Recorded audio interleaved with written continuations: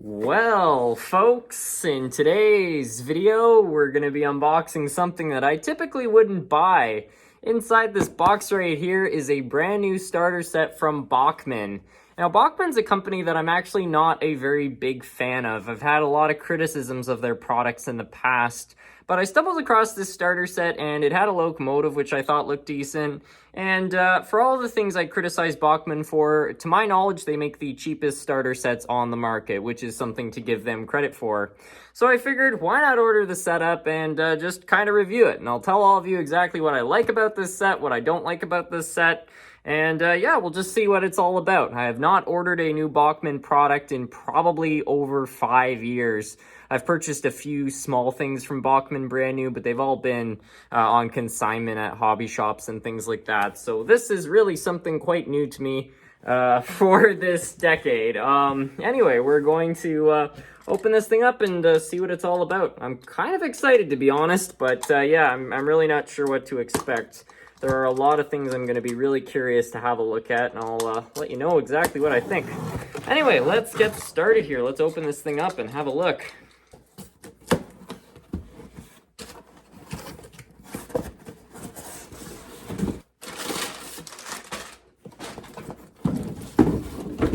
And there it is, the War Chief train set from Bachmann. Now, this starter set cost me 150 Canadian dollars. I think that's about 125 American, which is not the worst price out there. It could be better in my opinion, and I'll talk about that later. But yeah, mainly I really wanted to get this locomotive right here, which is the Santa Fe. It was kind of like the war bonnet paint scheme that they had. A lot of them were kind of like, you know, you had like the typical silver and red design. And then you had some of them which were more similar to this, where you had the dark blue and yellow, but typically it was colored the other way. So I wanted one of these engines for a while, and yeah, I didn't think it looked too bad. So yeah, here it is. Anyway, we're going to open this set up. I'll assemble it on the floor here. I'll show you everything it contains, and yeah, we'll test it all out, see what exactly it's about. Alright, so we're now going to open this up and have a look at everything. Before I open up the box, I will say that I really like how Bachmann did the box artwork on this. I think it actually looks very nice. And here are all the sides on it. You can see you can add different track designs if you buy extra track. And the other sides of the box are really kind of just the same image displayed over and over again, so nothing too exciting on the side. But yeah, overall I think they did a nice job with the packaging. But ultimately, that's not what really matters. It's what's inside, which we want to figure out. So let's open this thing up.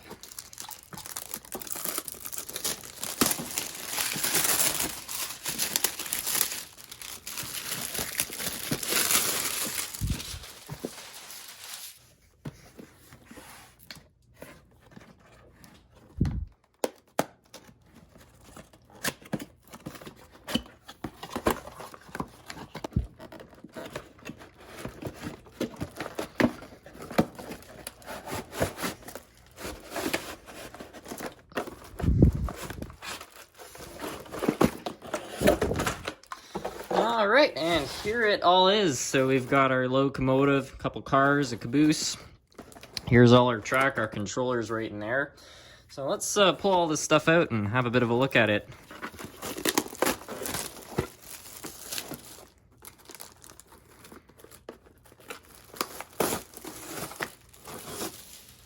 Well, here's all of our equipment. I'm going to start with this caboose right here and work our way towards the locomotive. And I'll try to show everything in detail to the best of my abilities so you guys can all have a look at it yourselves. Anyway, let's pull out the caboose and have a closer look at that. Right off the bat, you can actually see Bachmann is stocking knuckle couplers on these, and for starter sets, it's actually kind of nice. You know, back when I was younger, they were still putting horn hooks on pretty much all starter set pieces of equipment, and a lot of, you know, manufacturers before that, it was pretty much just a common thing for starter sets. So for a starter set, that's actually pretty good. You can see on the bottom here, they are using plastic wheels. I'm not a huge fan of these because they actually pollute your track and they become uneven over time, so they don't perform the greatest. But you know what? After all, this is all starter set, you know, great equipment, so you're not going to be getting the greatest stuff out there. Looks-wise, it's okay. I mean, you know, they've just put colored plastics in this thing. You know, it's not really painted or anything like that, maybe with the exception of this spot. But yeah, overall, it's okay. You know, you don't have any windows. It's not the greatest detail, but you know, it's fine for what it is, really. Next off, we've got this coal hopper right here. Pull that out and have a bit of a look. This actually looks a little bit better. They did something to the plastic, I think, to give it more of a matte finish, which in my opinion looks a lot more realistic. You got some coal on the top here. It looks okay. And of course, just like the caboose, you got the knuckle couplers and plastic wheels. Got this little Burlington Northern car right here. And kind of looks a little bit more similar to the caboose in the sense that it's super shiny. But yeah, it's okay. I will say all these cars do feel like they have decent weight to them, so at least Bachmann did a good job with that, so I don't think you'd have too many derailing problems with these. But we'll have to set it all up and have a look for ourselves. Anyway, let's have a look at the piece I'm most excited about, the locomotive.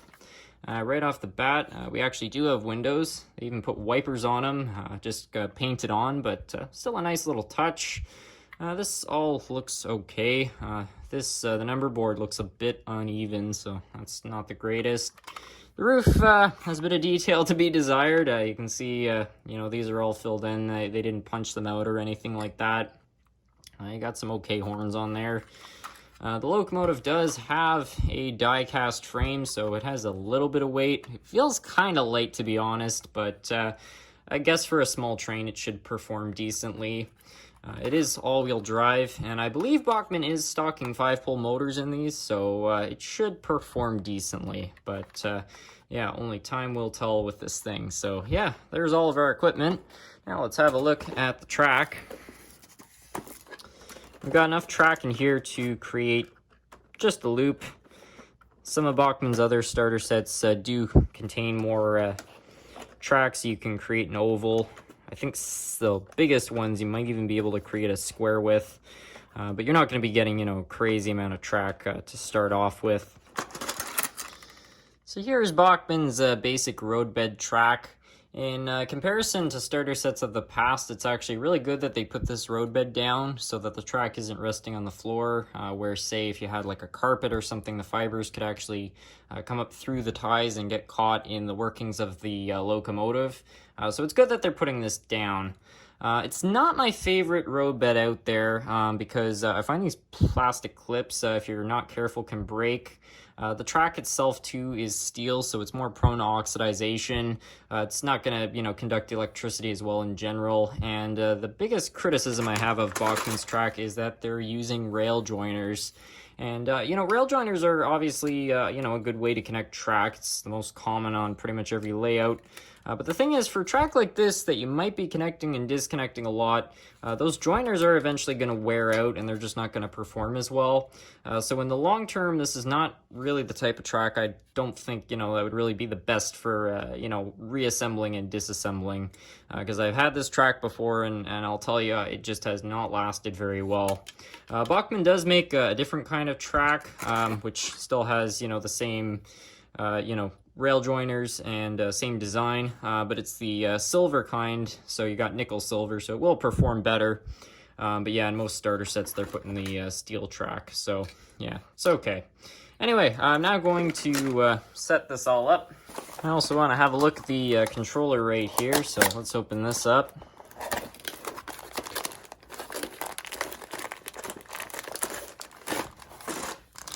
Yeah, there it is, just your basic Bachmann transformer.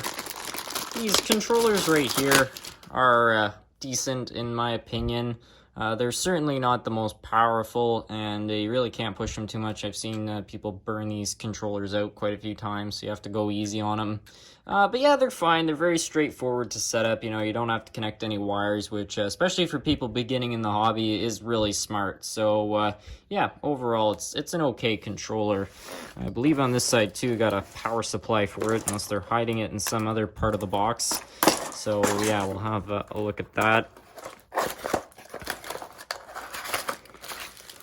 Yeah, there it is, just your basic kind of wall wart, and then the other end of that just plugs directly into your controller, and yeah, powers all your equipment. Anyway, let's set this whole train set up.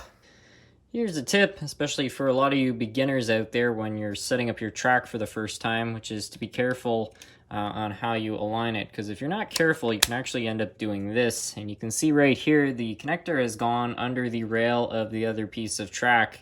And this can be kind of hard to spot when you're working from above, like you're setting this all up on the floor.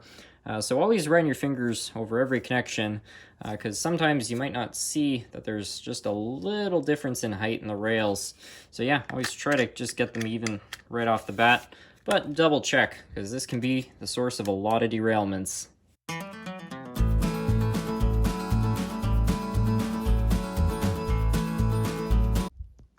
Included with the instructions is the cable you actually need to connect the controller to your track. This is all pretty straightforward stuff. You just got your little connector right here, which connects directly to the rear rail or terminal. You can actually change the direction if you want to sync this with your controller. So like, let's say, you want the train to go this way when you set the controller to this direction. Just play around with this, because when you rotate this, it will affect the direction of which way your locomotive goes. So yeah, just connect that up and you're good to go. All right, moment of truth. Got the wall wart all hooked up. Let's plug her in. Got the light working, so it looks like our controller is functioning. Now let's get the train set up and we'll take it on a test run. Well, moment of truth. Yes, there we go. Got a working headlight too.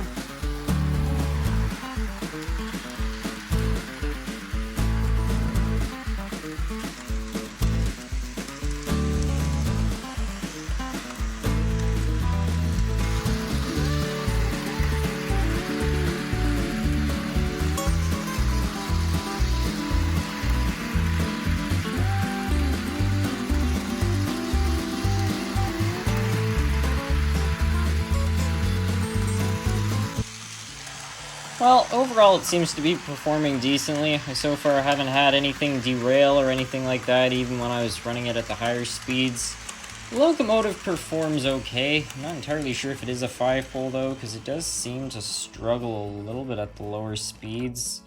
It does seem to kick out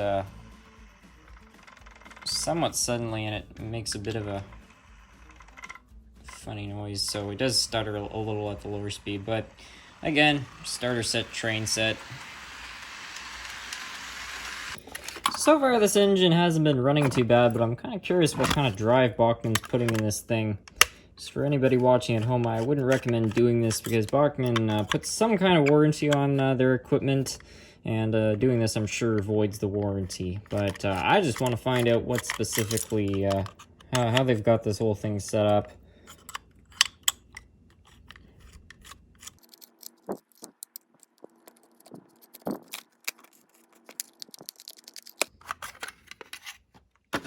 Well, here we are inside. I can pretty much tell you right off the bat that that is not a 5-pole motor. That's definitely just a little 3-pole. But, Bachmann put a decent gear reduction on this locomotive, so it actually doesn't perform too bad. I mean, it would be nice if they put a 5-pole. It would give it a little bit more torque. But you know what? For a starter set locomotive, it's not the worst. It could be better, but you know what? Again, it's budget equipment. They did a decent job, in my opinion, with wire management. So I think everything looks pretty clean. Looks like you've got a resistor right here. I think that's for the headlight. That looks all nicely secured. Of course, you got the metal frame right here, which is good because it will give this thing some weight, and it actually makes the body a bit more durable.